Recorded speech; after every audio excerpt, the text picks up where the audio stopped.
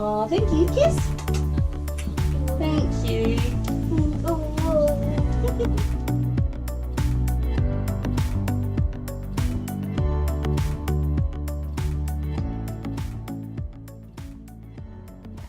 Hey guys, welcome back to my channel.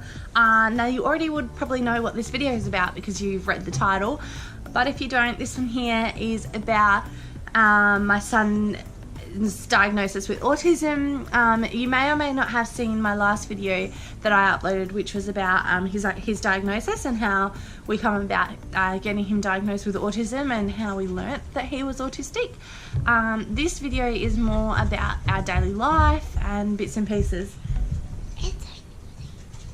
I'm naughty, am I? That's my daughter Grace. So this one here is going to be based on communication and how we get Charlie to communicate with us day to day. It's taken us a long time. He's now 6. It's taken us a long time to get to where we are now. So a little bit of a backstory is Charlie did actually learn to talk, and he was speaking. He had about 10 words as a baby, about when he was about 12 months old, I think. He had basic words like dad, mum, bye, dog, cat, all that sort of stuff. Just those really basic words that the babies pick up as they develop. And he was actually saying them in context. So when my husband was coming home from work, he would yell out, dad, dad, dad, dad, and run up to him and give him a cuddle, things like that. So he was really doing quite well with his communication. Okay, Gracie, do you know that I'm filming right now? I love you too. Okay, you go sit down. Go sit down. Go. I love it. Thank you.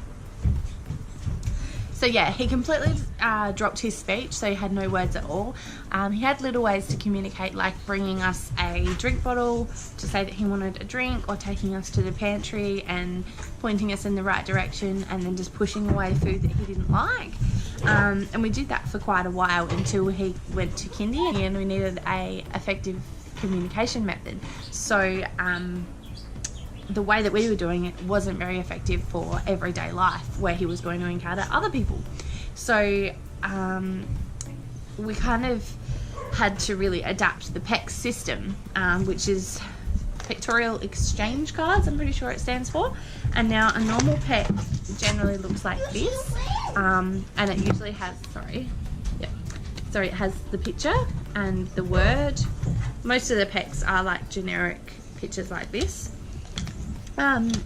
So we tried throughout kindy to get him to use these cards. We had them available to him, but maybe 6 months ago he started pointing to things. And he started pointing to things in the pantry and the fridge that he actually wanted.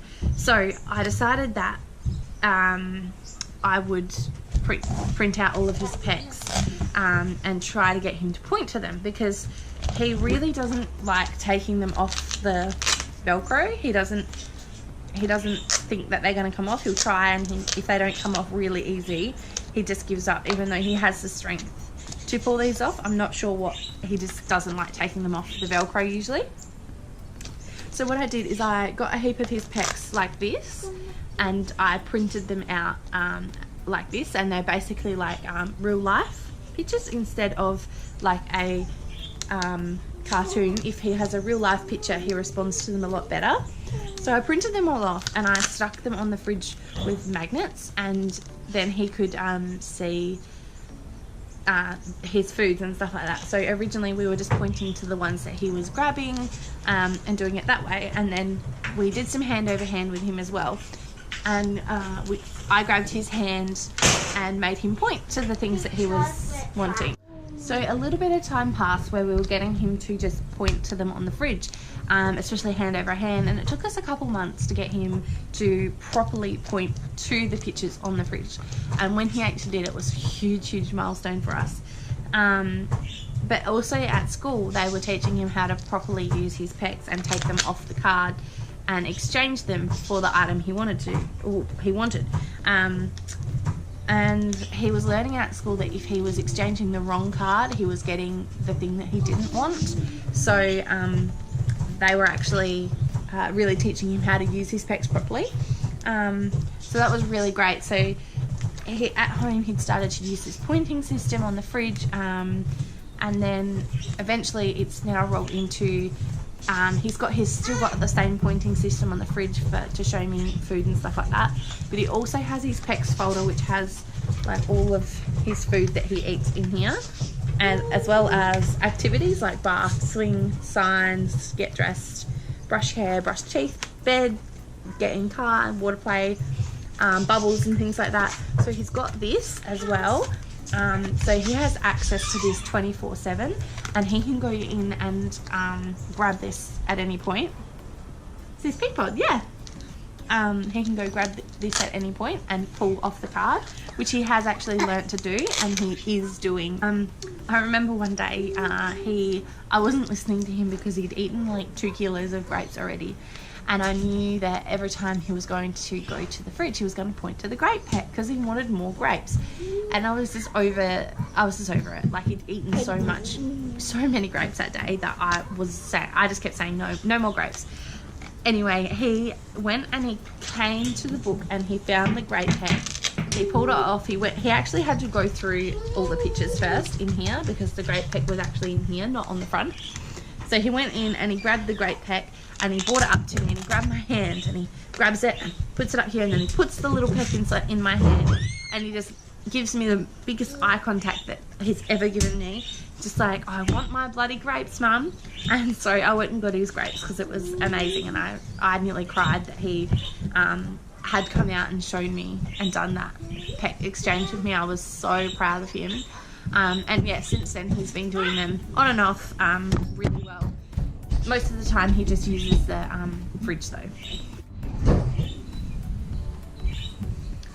I think the most frustrating thing we find with Charlie's autism and not being able to talk is him not being able to express his needs. Like, when we go into Big W, we seem to always have a routine that if we go to the toy section, he wants to grab a Thomas, and he generally always grabs a Percy or a Thomas, the same one, so he's got about 10 of each. Now, because if we go there and we don't buy it, he doesn't understand that today we're not buying that item, and to him it's just all about routine of we always go there, grab that same item and then leave again. Like, it's not even about having and possessing that item, because he'll come home and he doesn't care for it anymore. It's more the fact of having to go there, and that's the routine for him. Another thing I found with Charlie's communication to be really hard is when people talk to him like he's going to answer, like somebody who's never met me or doesn't know anything about Charlie. They go to speak to him and ask him how he is, and he never replies. And I don't know whether or not I just say, look, he can't talk, so he won't reply to you, or just laugh and smile and keep walking and just pretend like my child is rude and doesn't want to reply. Like, it's a really awkward situation to be in, and I don't know what to say. Another thing I found really hard with Charlie is when we go out and things aren't how they're supposed to be. Like, if we go out and there isn't a quiet space or something's bothering him, we can't do the preferred activity. That, say we went to go to the park but the park is closed, it just becomes a meltdown and he yells really, really loudly, and we get some really, really full-on looks, and people just stare at him for yelling so loudly, and it's so embarrassing for us because he is next level loud, and he's just throwing himself on the ground and he's kicking and screaming and things like that, and it's really hard. I don't want to just turn around and be like, oh, sorry, he has a disability and this is what he is, but I also feel like people should be more aware.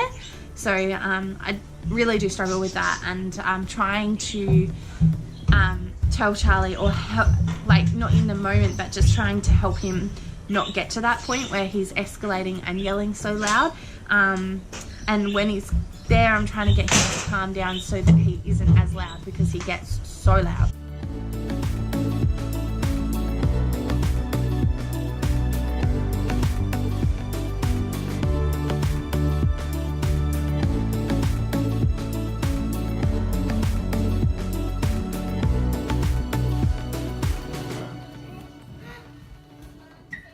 Well done.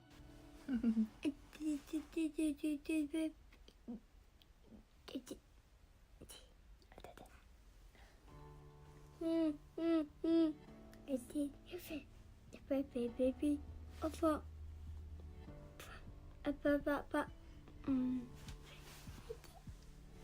There you go.